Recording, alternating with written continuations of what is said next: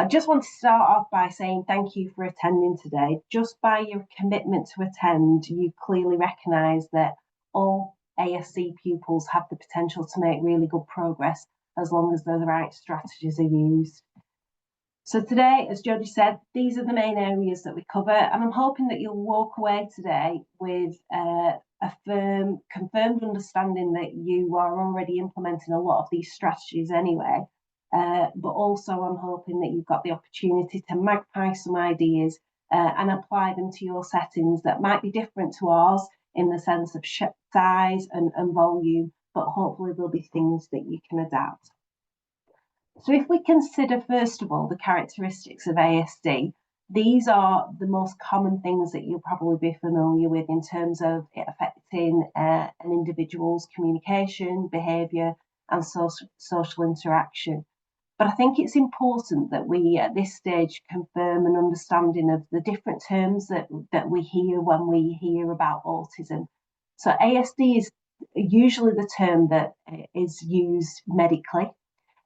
Within school, we use ASC, Autism Spectrum Condition, and you've previously heard Asperger's, which is no longer used medically, but it used to define individuals that were deemed high-functioning autism. Within that, we do a lot of work on using positive neuroaffirming language. So rather than saying somebody is a person with autism, we refer to the autistic person, and we talk about difference and not difficulty. And that will come out later in the presentation, certainly when we cover the idea of anxiety and stigma attached to any neurodiversity. So, as we know, pupils with a variety of different needs face challenges in the classroom, but these are stereotypically the challenges that we know that ASC pupils face. It's really important to note at this point, though, that it's not a case of one size fits all, that any neurodiverse individual is an individual just as non-neurodiverse. There are often huge differences between how boys and girls present, and this idea that the spectrum isn't a linear thing, and so different individuals can have certain issues with certain challenges, but not necessarily others that you would expect an ASC pupil to. So at Bridgeway, we pride ourselves on our consistent pedagogy, and this is a model of our pedagogy jigsaw. And you will see that the pedagogy approach are the bits in purple. So these are key features that you will see consistently across every lesson. So when I'm lucky enough to go into all the lessons, it's basically the bedrock, the foundation of everything that teachers use to deliver the lessons. That said, it doesn't remove creativity or individuality at all. But what it does is it provides that really firm foundation of strategies that are present across all curriculum areas that the pupils are familiar with and comfortable with, and we know are tried and tested work. Alongside that, we also support the clinical needs of the pupils as well, and the acknowledgement of the challenges that their neurodiversity brings. And overriding it all, we use what we call our PACE approach.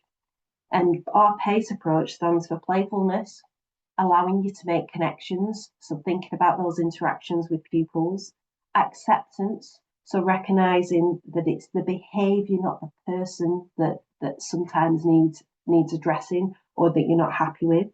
It's about curiosity. We constantly talk about what's the function behind that behaviour, and we try and look at the needs behind that. And then finally, empathy.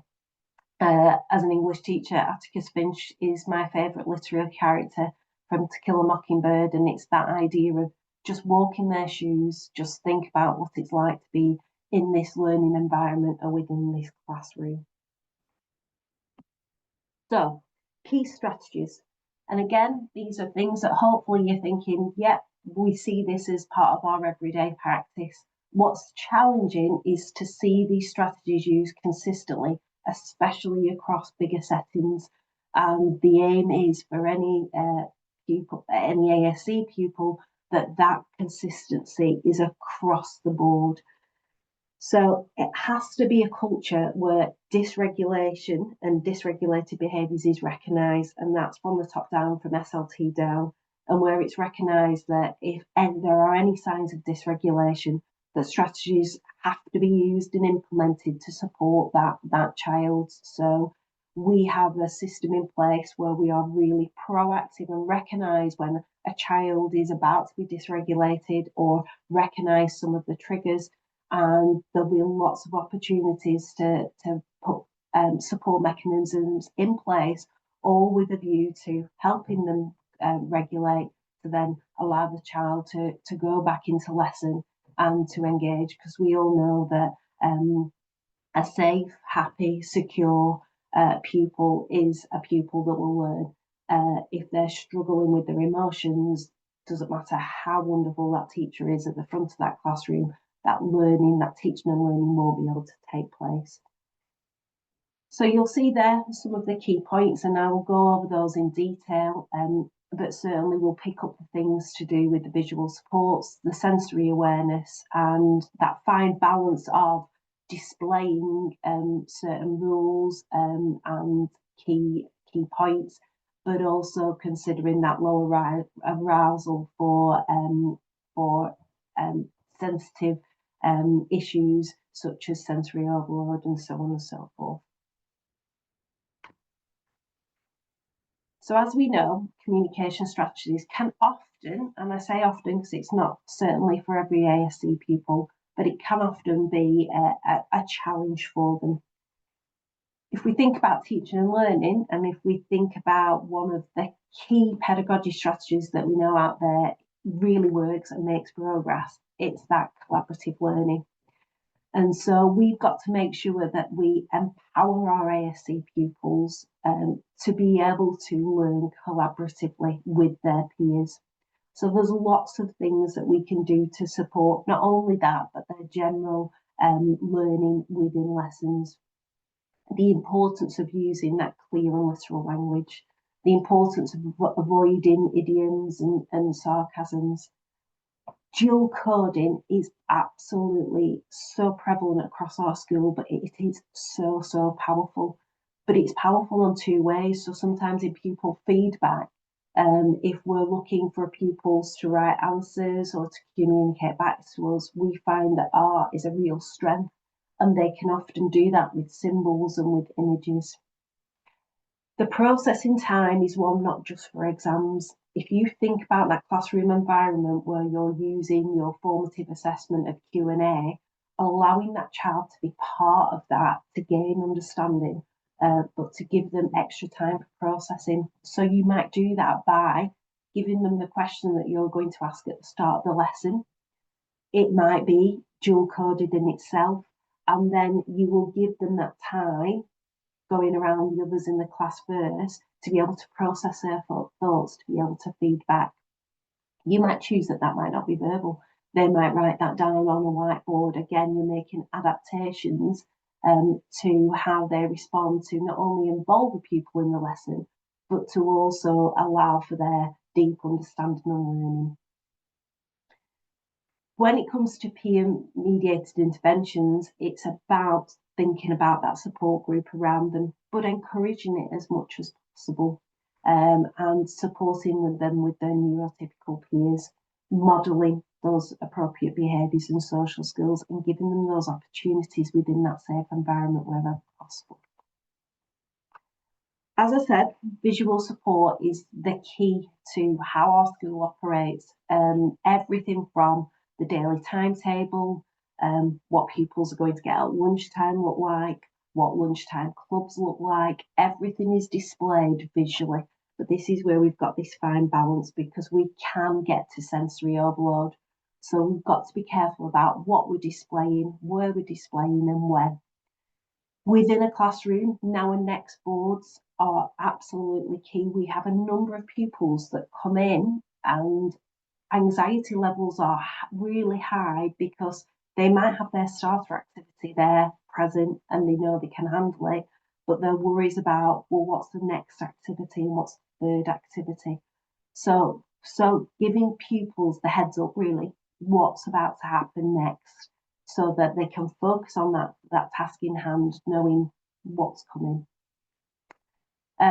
Visual prompts for rules and expectations all around, not overloading, keeping rules simple and extremely clear, not an extensive list, but those key points that you're expecting from pupils daily in every classroom across school, and obviously making sure that they don't change.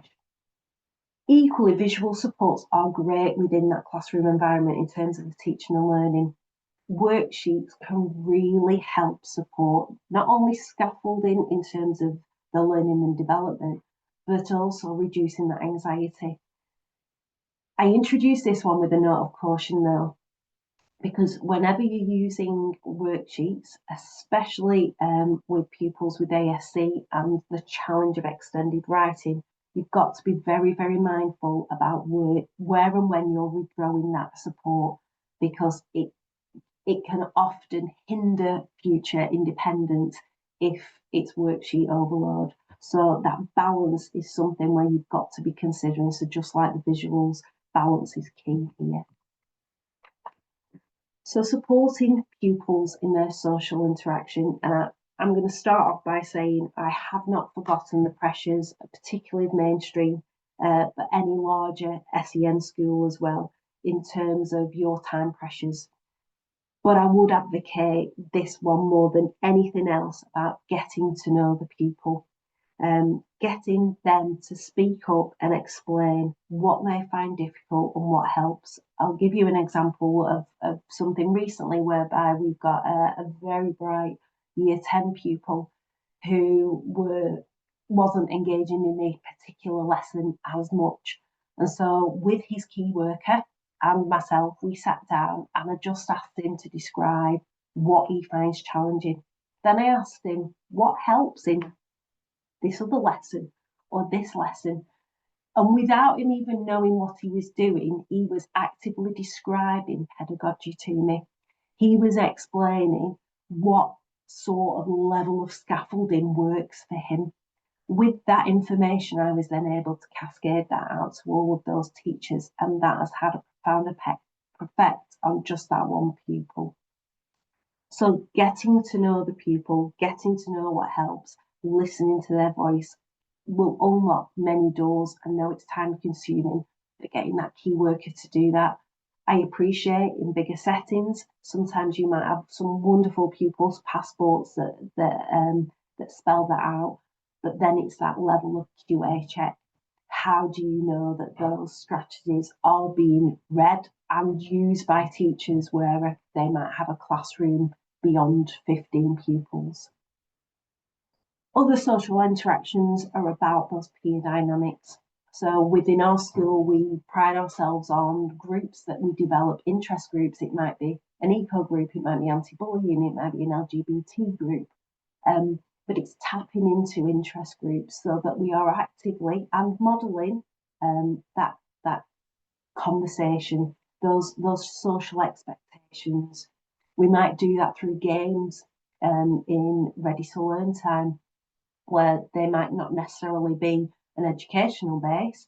It might be a game of chess, it might be a game of Scrabble or Uno, but all the time working behind those scenes is those key workers modelling those social interactions and those expectations. And finally, on this one, it's about celebrating effort, not outcome. So recognising when that social interaction has been a positive one and just constantly positively reinforcing pupils with that. And then we get to the nitty-gritty of teaching and learning. Now, this requires planning time and reflection.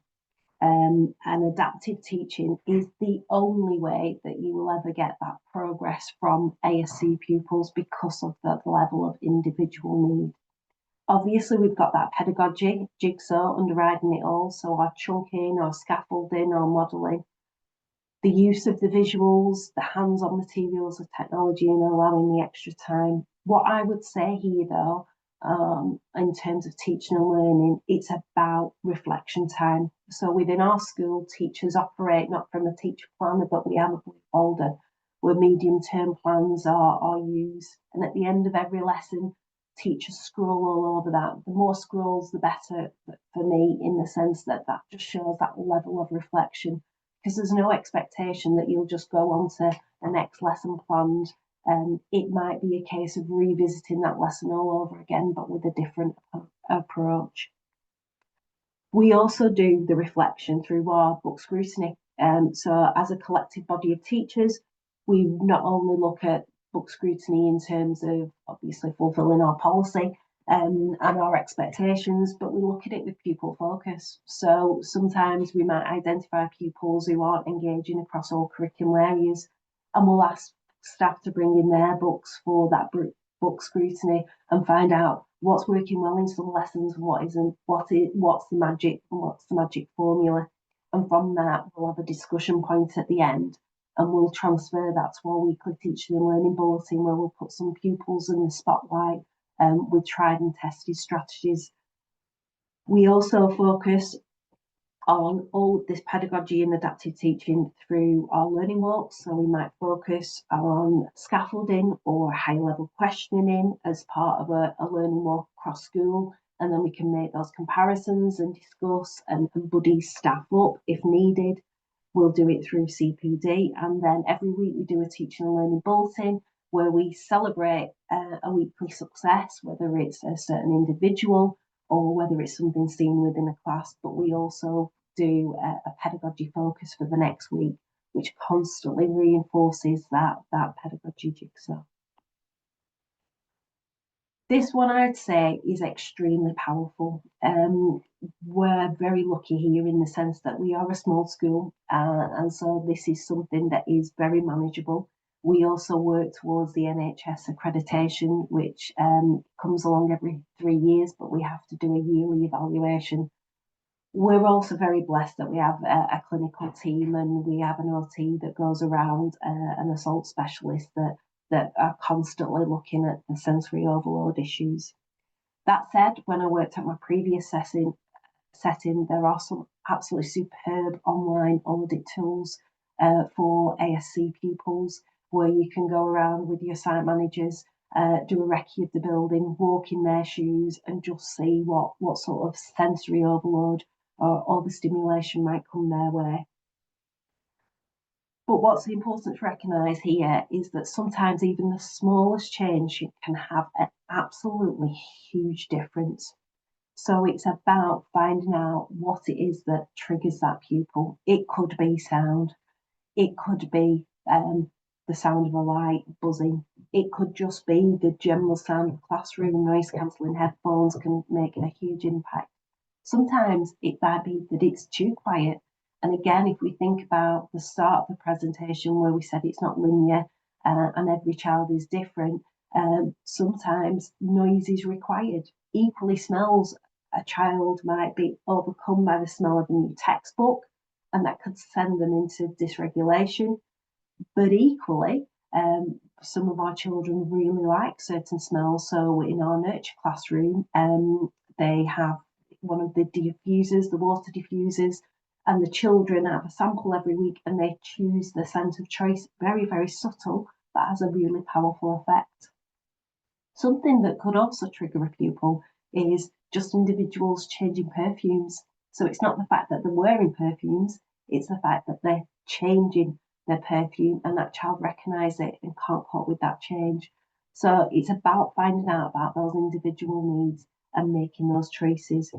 There's also practical things that you can buy: chairs, fidget toys, the use of sensory circuits. Have you got a place within your setting outside where you can create a sensory circuit just in case that child needs just that time out in the middle of a lesson, complete the sensory circuit, and then go back in calm and regulated and able to learn. There might be the extreme where they need a very calm, quiet place, or music might be the key. But the point of this one is that every individual is different, and it's finding out what sensory issues they might have and what you can do to help them in that that day of absolutely sensory overload. If we think about school from the moment they enter to leave, the amount of senses that are stimulated throughout that day, we've got to do our best to support the pupil. And then I move on to assistive technology. This is certainly no advertisement or endorsement for any one of these products. These are a range of products out there, and although we do use some, I won't specify which ones because there are an absolute range. But the power of these is this idea of tapping into and supporting that need of communication.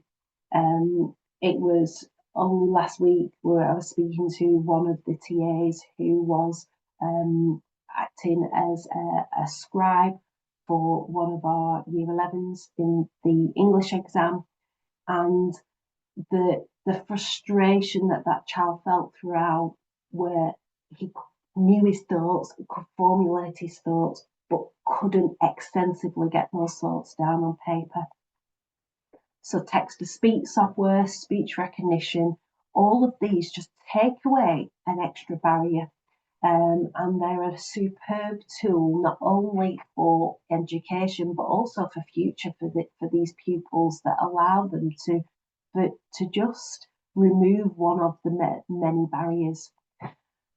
There's the extremes of the adjustable keyboards and mice. If you've got children who struggle with their motor skills as part of their ASC, and the graphical organisers are absolutely superb to support pupils with their organisation.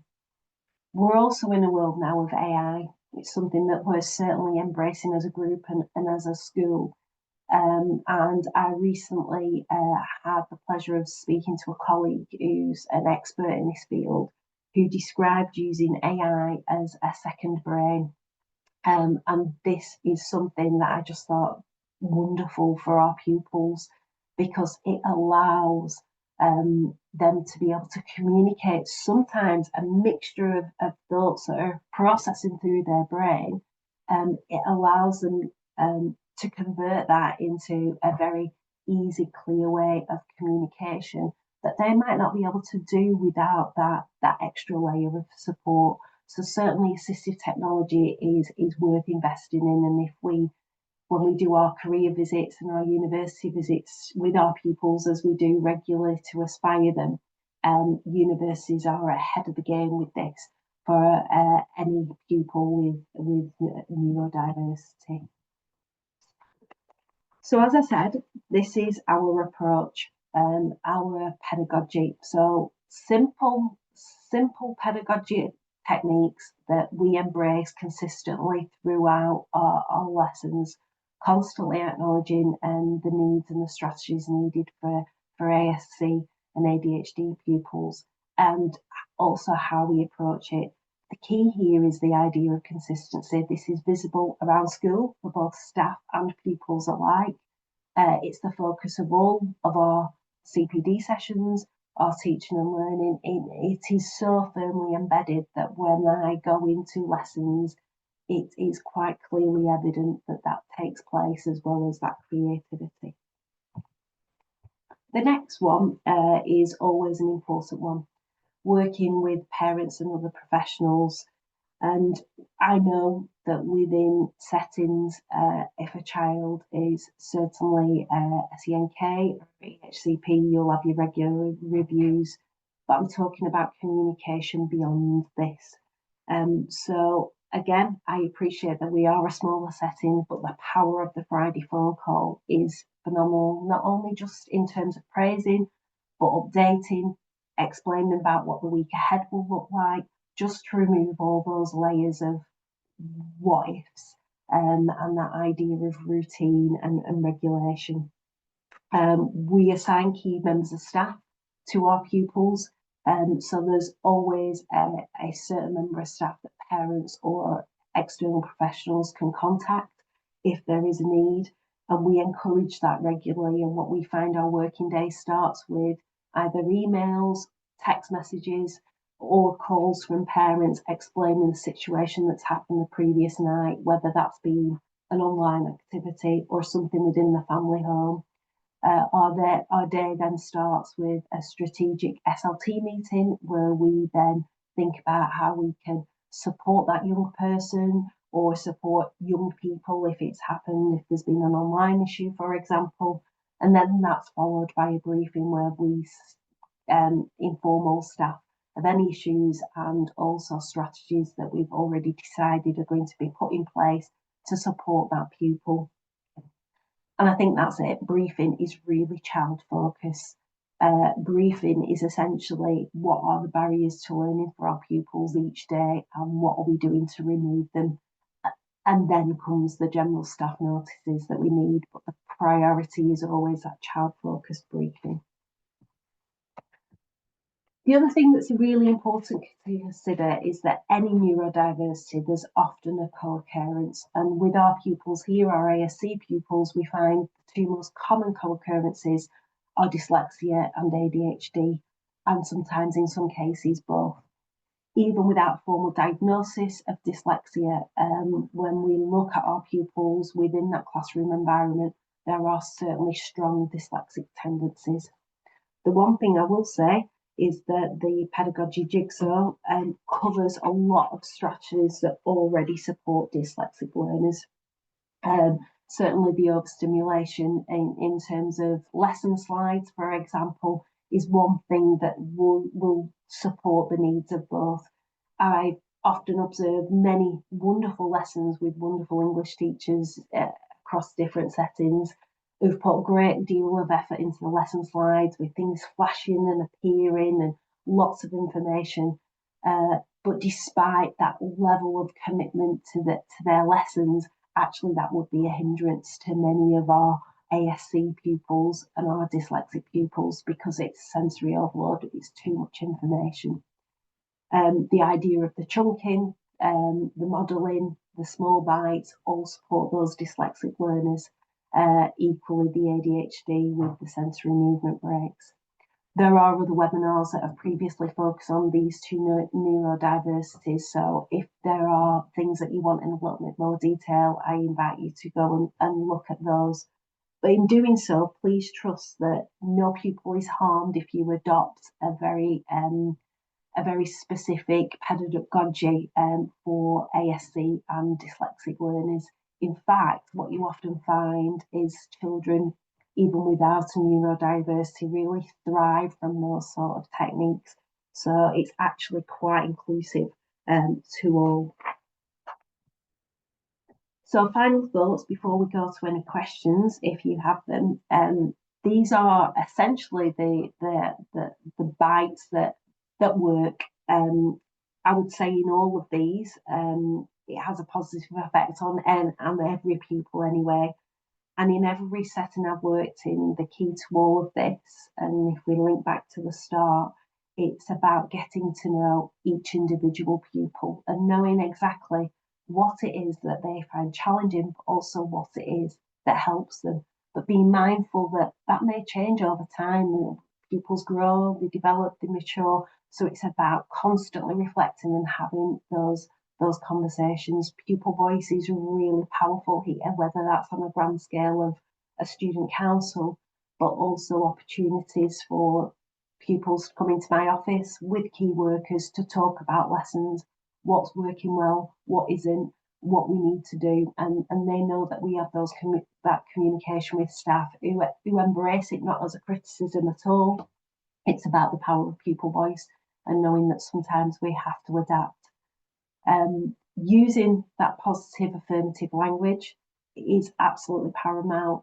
We find here a lot of our pupils that some of them are formally from mainstream, others have come through the specialist school system. The anxiety is the overriding thing that actually inhibits progress. No matter how they present outwardly, their internal turmoil is often very low self-confidence and anxiety about what a lesson will look like, what the day will look like. So that positive affirmative language is really, really powerful. It's also identifying pupil strengths. The ASC mind, the dyslexic mind is a wonderful mind with many, many strengths. And sometimes it's about playing to those strengths. What are their areas of interest? How can we manipulate this into a lesson? How can we use that? How can we get them to feedback using a strength of their ability to draw artistically? And it's pulling on those strengths in lessons.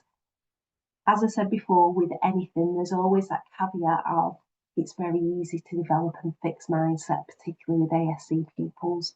So, for example, if you are tapping into an area of interest just to get their engagement or to get them to develop, it's about knowing when to move topic, change idea to avoid that mixed mindset. As with every pupil, consistency, patience, and empathy are key. Just walk in their shoes for a second around school some days. If I think about those mainstream schools I previously worked to and just the challenges of lunchtime itself, what can we do to support that young person at that time where sensory overload is possibly at its greatest? And then finally, the idea of sometimes the slightest modification, even in terms of a classroom environment, often has a huge, huge impact. And sometimes it's a case of experimenting, trying something, it might not work, but asking that pupil for their voice and then adapting all over again, that constant idea of reflection. So thank you for listening. I hope what I've done is confirm that you're using a lot of these strategies. It's maybe motivated you to realise that strategies are being used, but possibly not consistent enough, and it's how you get that culture and that message across. I'm hoping that there are some things that I might have suggested that you could magpie, steal, adapt for your setting dependent upon size. But I'm hoping that whatever this presentation has done, it will allow you to support ASC pupils make progress within your setting.